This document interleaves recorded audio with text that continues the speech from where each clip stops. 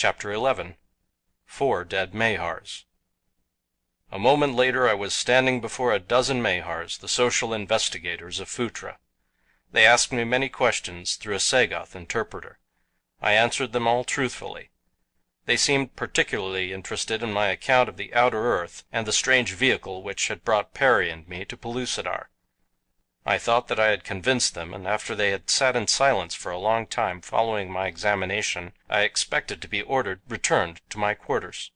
During this apparent silence they were debating through the medium of strange unspoken language the merits of my tale. At last the head of the tribunal communicated the result of their conference to the officer in charge of the Sagoth guard. "Come," he said to me, "you are sentenced to the experimental pits for having dared to insult the intelligence of the mighty ones with the ridiculous tale you have had the temerity to unfold to them." "Do you mean that they do not believe me?" I asked, totally astonished. "Believe you?" he laughed. "Do you mean to say that you expected anyone to believe so impossible a lie?" It was hopeless, and so I walked in silence beside my guard down through the dark corridors and runways toward my awful doom. At a low level we came upon a number of lighted chambers in which we saw many Mahars engaged in various occupations. To one of these chambers my guard escorted me, and before leaving they chained me to a side wall. There were other humans similarly chained. Upon a long table lay a victim even as I was ushered into the room. Several Mahars stood about the poor creature, holding him down so that he could not move. Another, grasping a sharp knife with her three-toed forefoot, was laying open the victim's chest and abdomen. No anesthetic had been administered, and the shrieks and groans of the tortured man were terrible to hear. This indeed was vivisection with a vengeance. Cold sweat broke out upon me as I realized that soon my turn would come. And to think that where there was no such thing as time I might easily imagine that my suffering was enduring for months before my death finally released me. The Mahars had paid not the slightest attention to me as I had been brought into the room. So deeply immersed were they in their work that I am sure they did not even know that the Sagoths had entered with me. The door was close by. Would that I could reach it, but those heavy chains precluded any such possibility. I looked about for some means of escape from my bonds. Upon the floor between me and the Mahars lay a tiny surgical instrument which one of them must have dropped. It looked not unlike a button hook, but was much smaller, and its point was sharpened. 100 times in my boyhood days I had picked locks with a button hook. Could I but reach that little bit of polished steel I might yet effect at least a temporary escape. Crawling to the limit of my chain I found that by reaching one hand as far out as I could my fingers still fell an inch short of the coveted instrument. It was tantalizing. Stretch every fiber of my being as I would, I could not quite make it. At last I turned about and extended one foot toward the object.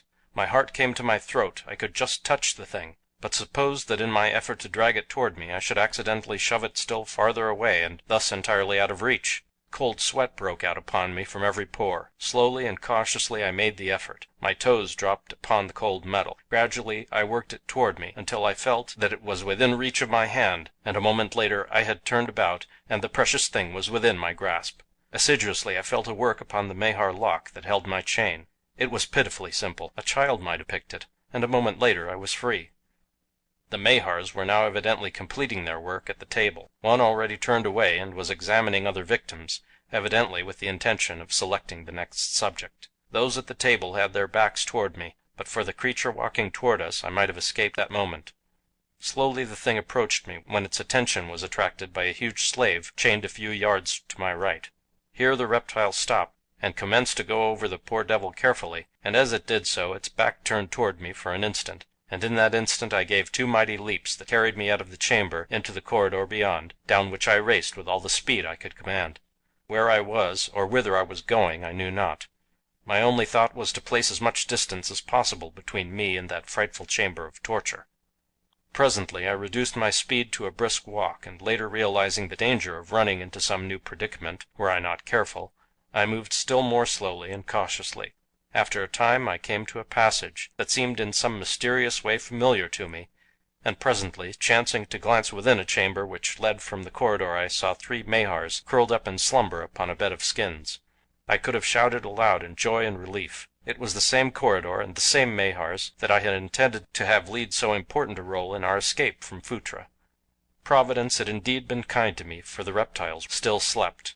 My one great danger now lay in returning to the upper levels in search of Perry and Ghak. but there was nothing else to be done, and so I hastened upward. When I came to the frequented portions of the building I found a large burden of skins in a corner, and these I lifted to my head, carrying them in such a way that ends and corners fell down about my shoulders, completely hiding my face. Thus disguised I found Perry and Ghak together in the chamber where we had been wont to eat and sleep.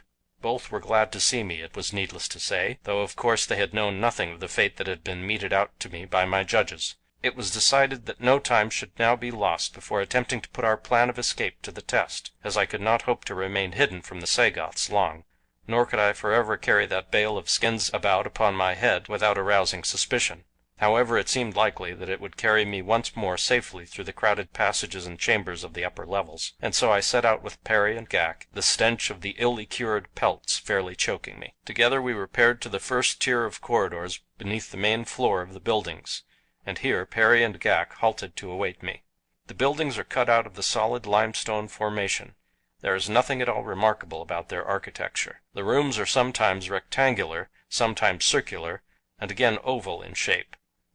The corridors which connect them are narrow and not always straight. The chambers are lighted by diffused sunlight reflected through tubes similar to those by which the avenues are lighted. The lower the tiers of chambers, the darker. Most of the corridors are entirely unlighted. The Mahars can see quite well in semi-darkness. Down to the main floor we encountered many Mahars, Sagoths, and slaves, but no attention was paid to us as we had become a part of the domestic life of the building. There was but a single entrance leading from the place into the avenue, and this was well guarded by Sagoths. This doorway alone were we forbidden to pass. It is true that we were not supposed to enter the deeper corridors and apartments except on special occasions when we were instructed to do so, but as we were considered a lower order without intelligence there was little reason to fear that we could accomplish any harm by so doing, and so we were not hindered as we entered the corridor which led below. Wrapped in a skin I carried 3 swords, and the 2 bows, and the arrows which Perry and I had fashioned. As many slaves bore skin-wrapped burdens to and fro, my load attracted no comment. Where I left Ghak and Perry there were no other creatures in sight, and so I withdrew 1 sword from the package, and leaving the balance of the weapons with Perry, started on alone toward the lower levels. Having come to the apartment in which the 3 Mahars slept, I entered silently on tiptoe, forgetting that the creatures were without the sense of hearing. With a quick thrust through the heart I disposed of the first, but my second thrust was not so fortunate, so that before I could kill the next of my victims it had hurled itself against the third, who sprang quickly up, facing me with wide distended jaws.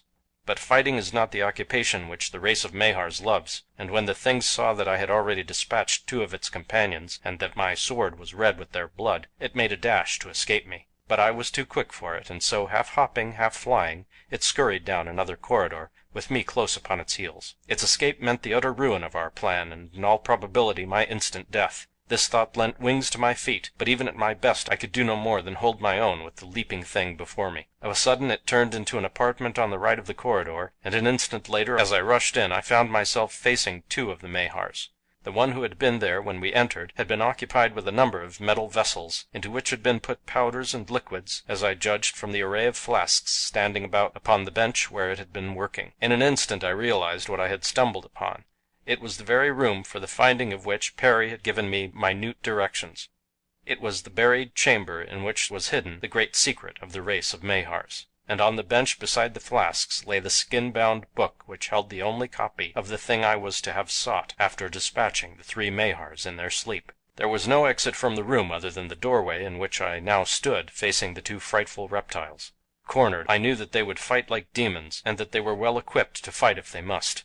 Together they launched themselves upon me, and though I ran one of them through the heart on the instant, the other fastened its gleaming fangs about my sword arm above the elbow, and then with her sharp talons commenced to rake me about the body, evidently intent upon disemboweling me. I saw that it was useless to hope that I might release my arm from that powerful vice-like grip which seemed to be severing my arm from my body. The pain I suffered was intense, but it only served to spur me to greater efforts to overcome my antagonist. Back and forth across the floor we struggled, the Mahar dealing me terrific cutting blows with her forefeet, while I attempted to protect my body with my left hand, at the same time watching for an opportunity to transfer my blade from my now useless sword hand to its rapidly weakening mate.